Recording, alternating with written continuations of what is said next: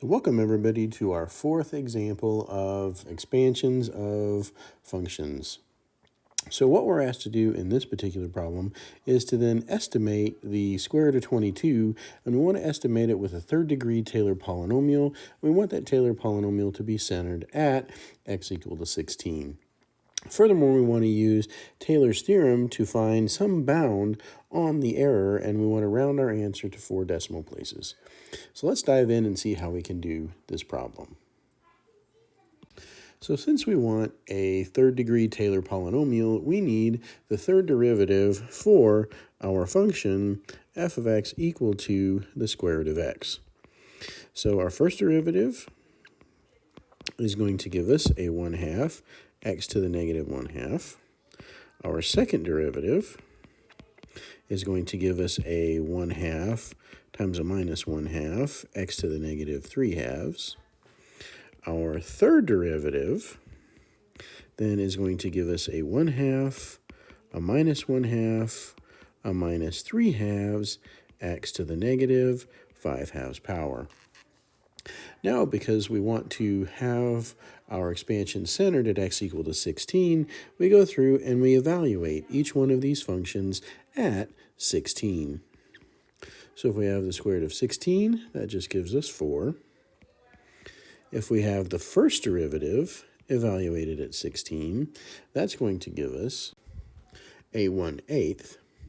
Then if we do the second derivative evaluated at 16, we have a negative 1 over 256. And finally, if we evaluate our third derivative at 16, we obtain a 3 over 8,192. And so for this, we're ready to dump into our formula for our Taylor series expansion. So our P3 of x will look like f of 16. So we have f of 16 plus f prime of 16 over 1 factorial x minus 16, f double prime at 16 over 2 factorial times x minus 16 squared, and finally f triple prime at 16 over 3 factorial times x minus 3, or x minus 16 rather. So x minus 16 to the third power.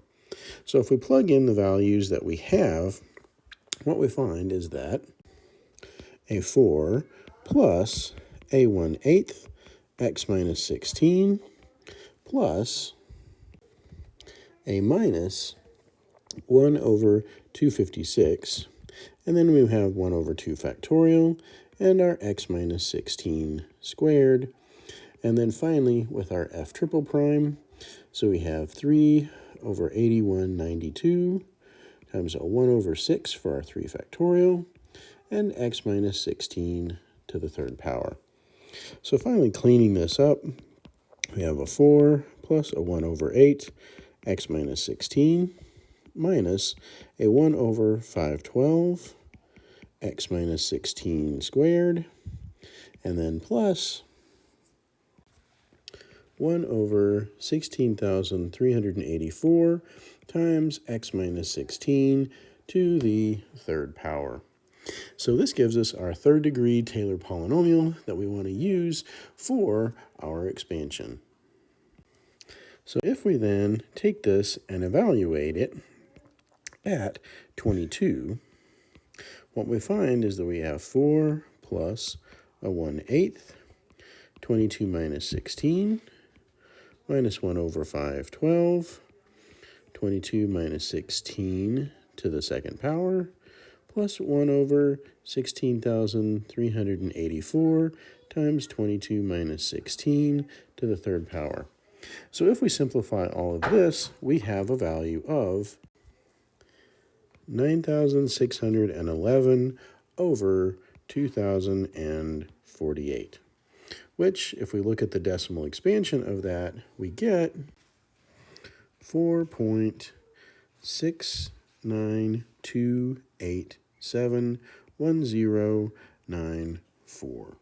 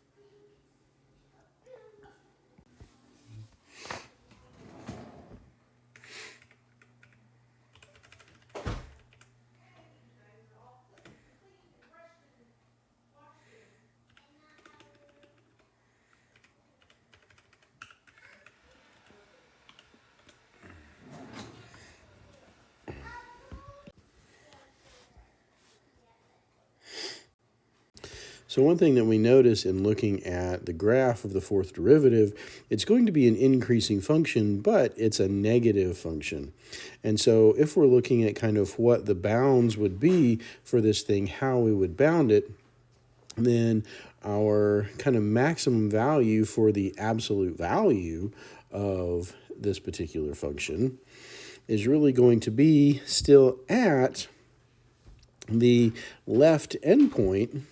So the left endpoint for any interval that we actually choose. So if we go and we evaluate this one, then our function is going to be bounded. So the absolute value of that function is really going to be bounded by whatever that distance happens to be at our left endpoint on our interval. So since we're wanting to estimate the square root of 22 about 16, well, the interval that we're kind of interested in doing things, we can say that our interval from 16 up to 22.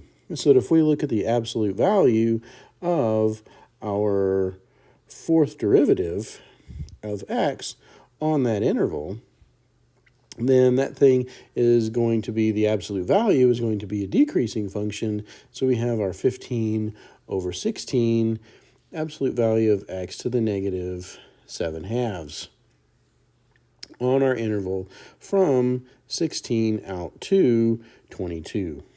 And so our absolute value, our function is going to be bounded at the left endpoint. So in particular, the m that we want is going to be our 15 over 16 and 16 raised to the negative 7/2 power, which is actually going to give us 15 over 262,144. Or if we want kind of a decimal approximation for that, we would have 0.0005722. So that according to Taylor's theorem, if we approximate with a third degree polynomial, our remainder or our error is going to be less than or equal to 0.0005722 divided by, we're using a third degree polynomial, so we have a 4 factorial and the absolute value of x minus 16 raised to the 4th power. And so, in particular, at 22, r sub 3 at 22 is going to be bounded by 0.0030888. And so again, in this particular case, we're going to get, we know that our error is going to be valid at least out to 2 decimal places in our expansion. So now let's actually compare what we get with our approximation with our calculator values. So for the calculator, we have the square root of 22 being approximately 4.69041576. So this is the value that we get from our calculator.